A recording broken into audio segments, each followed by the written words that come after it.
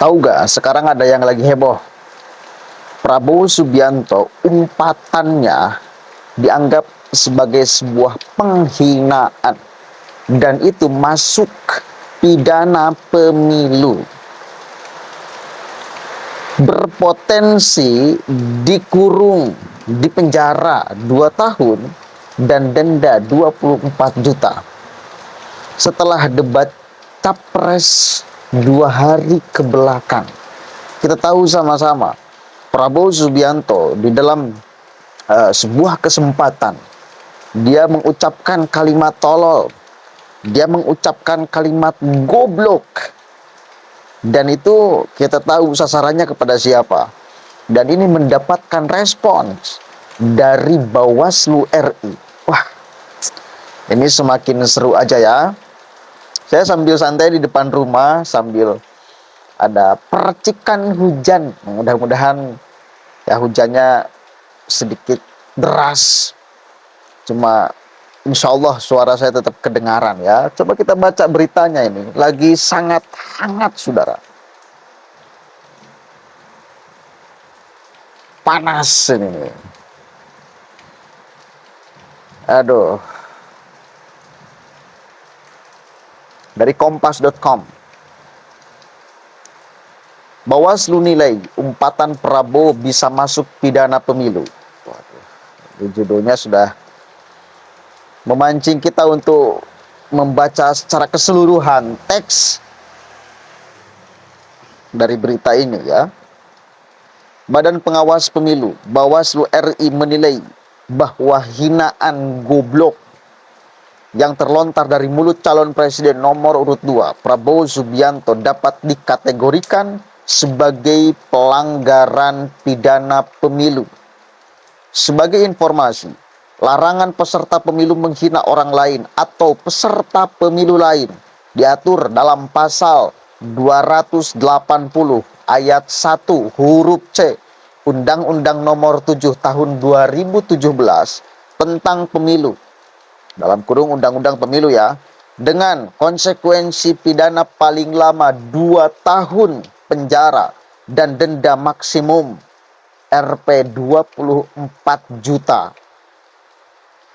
Tentang penghinaan ya, tanda tanya, bisa dijerat pasal 280 Undang-Undang Pemilu, kata Ketua Bawaslu RI Rahmat Bagza ya, ditemui di kantor Mahkamah Konstitusi. Meskipun demikian, Bagja mengaku belum menerima temuan dugaan pelanggaran dari hasil pengawasan Panitia Pengawas Pemilu Panwaslu di tempat Prabowo berpidato dan melontarkan hinaan itu. Bawaslu berjanji bakal memeriksa kasus ini seandainya ada laporan masuk. Ini belum ada laporan nih. Ini belum ada laporan. Cuma Bawaslu sudah memastikan akan memproses laporan ini. Ini kan memancing untuk orang lain melaporkan persoalan ucapan Prabowo Subianto. Kita akan lihat hari-hari ke depan, akankah ada yang melaporkan kasus ini? Rasa-rasanya bakal ada. Coba kita lanjutkan. Menurutnya, ahli bahasa akan dimintai pendapatnya untuk menilai hinaan Menteri Pertahanan itu. Ya, jika ada laporan kan. Panwas lapangan belum ada laporan ke kami, ujar Bagja. Ditanya apakah Prabowo dapat dinyatakan bersalah karena tak menyebut spesifik siapa yang dimaksud goblok, Bagja menjelaskan bahwa itu merupakan materi pemeriksaan. Nanti kita lihat dulu konteksnya apa dan menyasar siapa. Kalau sanksi itu harus tegas menyasar siapa, pemeriksaan itu harus tegas menyasar siapa, dan itu bagian yang tidak bisa lepas. Kita akan lihat prosesnya, kata dia. Kemudian, sebelumnya diberitakan Prabowo Subianto kembali mengungkit pernyataan Capres nomor 1 Anies Baswedan terkait kepemilikan lahannya dalam debat ketiga Pilpres 2024. Dalam debat itu, Anies beberapa kali mengkritik kinerja Prabowo sebagai Menteri Pertahanan, serta mengungkit kembali data yang disebutkan Presiden Joko Widodo pada 2019 terkait kepemilikan lahan Prabowo seluas 340.000 hektar. Saudara-saudara, Ada pula yang menyinggung-nyinggung, saya punya tanah berapa? Dia pintar atau goblok sih? Kata Prabowo dalam sambutan pada acara konsolidasi relawan seprovinsi Riau. Ya, jadi ucapan itu dilontarkan Prabowo di Riau. Ex-Komandan Jenderal Kopassus itu juga menyebutkan bahwa lahannya bukan 340.000 hektar seperti yang disebutkan Anies, melainkan lebih. Kemarin juga salah-salah mulu, bukan 340.000 hektar, tapi mendekati 500.000 hektar. Dia Anies mau bikin rakyat benci saya, ucap Prabowo Subianto. Nanti kita harus nusuk dulu ya.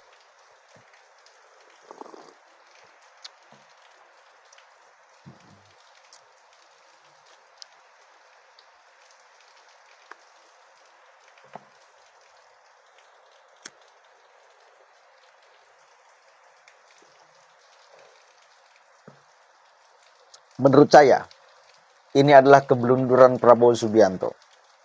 Coba kita akan lihat ke depannya akan seperti apa. Orang itu sudah menaruh loh simpati kepada Prabowo Subianto di momen perdebatan 2 hari ke belakang. Prabowo seolah menjadi aktor yang diinjak-injak. Katakanlah seperti itu ya. Yang dicari kesalahannya, yang diungkit segala apa, yang berpotensi dipramingkan buruk kepadanya. Dan muka Prabowo yang ditampilkan begitu mengharukan. Kan itu ya. Itu mendapatkan simpati banyak. Gede sekali dari masyarakat. Lalu Prabowo menjawab dengan bahasa-bahasa goblok, tolol. Itu pudar lagi tuh simpati menurut saya. Pudar lagi simpati itu. Pudar lagi simpatinya. Itu menurut saya keblunduran. Di satu sisi, penyerangan yang dilakukan oleh Anies Baswedan itu merupakan keblunderan di atas panggung ring yang disediakan oleh KPU. Di sisi lain, di luar panggung, Prabowo menjawab goblok dan tolol. Ini juga bagian daripada keblunderan menurut saya. Yang akan pada akhirnya dinilai buruk sebagai orang yang berpotensi akan memimpin Indonesia.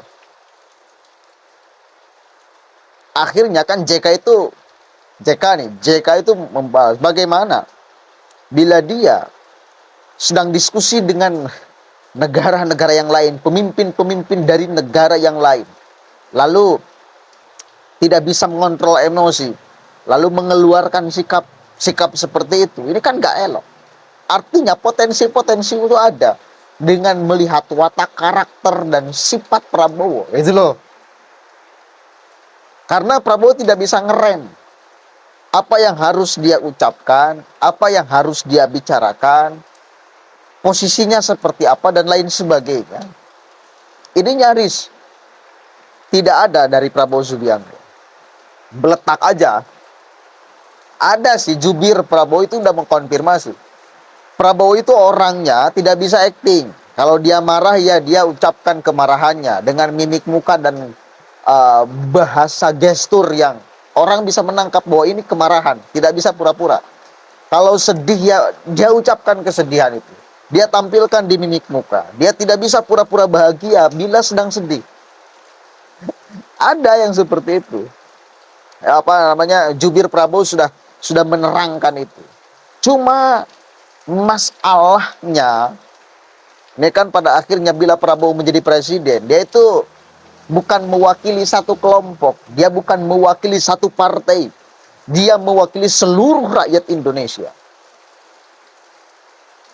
Ya jangan keseringan dong emosinya gitu loh maksudnya.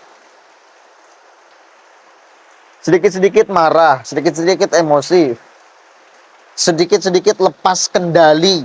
Ini kan buruk sekali. Buruk loh. Orang akan melihat seperti apa kepada kita gitu loh. Yang bangsa ketimuran ini, orang Indonesia itu kan watak karakter ketimurannya kuat sekali. Dan itu tidak ditampilkan dari Prabowo Subianto.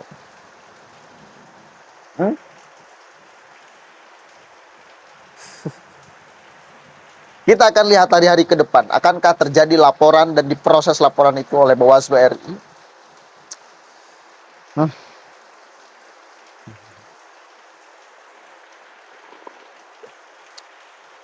Sekali lagi, ini menurut saya bentuk keblunderan dari Prabowo Subianto. Entah dia punya tim atau tidak, yang membisikinya dari belakang sebelum dia bicara gitu loh. Atau sakarat dewek aja. Dia pengen ngomong apa ya, ucapkan aja tanpa dia kemudian menghitung impact-nya akan seperti apa.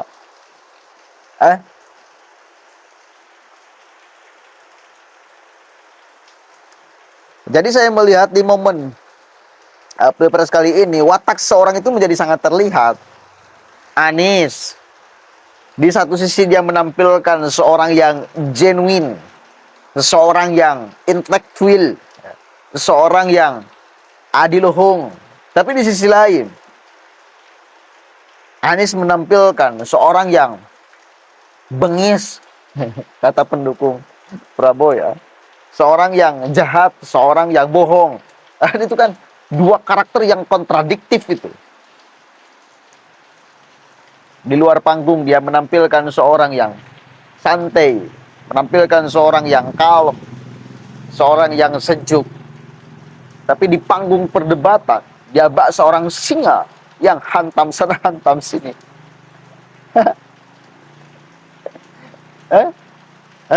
Serang sana serang sini. Prabowo Subianto di atas panggung dan di luar panggung sama aja. Yang belum kelihatan cacatnya menurut saya dari ketiga calon ini hanya Ganjar Pranowo. Ada kemarin blundernya, ya, dia ikut-ikutan nyerang sama seperti Anies Baswedan. Cuma ya tidak seperti Anies, tetap masih bisa ditoleransi. Di luar apalagi, di luar panggung pertarungan yang disediakan oleh KPU. Dia enak sekali didengar, enak sekali dipandang, kata-katanya manis, kata-katanya enak, pendekatan dengan masyarakatnya juga enak gitu loh. Hanya Pak Ganjar menurut saya. Kalau kita jujur ya, kalau kita jujur. Mudah-mudahan ada manfaatnya. Saya pengen menunggu. Ini kedepannya akan seperti apa. Sama kan menunggu? Iya, sama-sama menunggu. Assalamualaikum warahmatullahi wabarakatuh.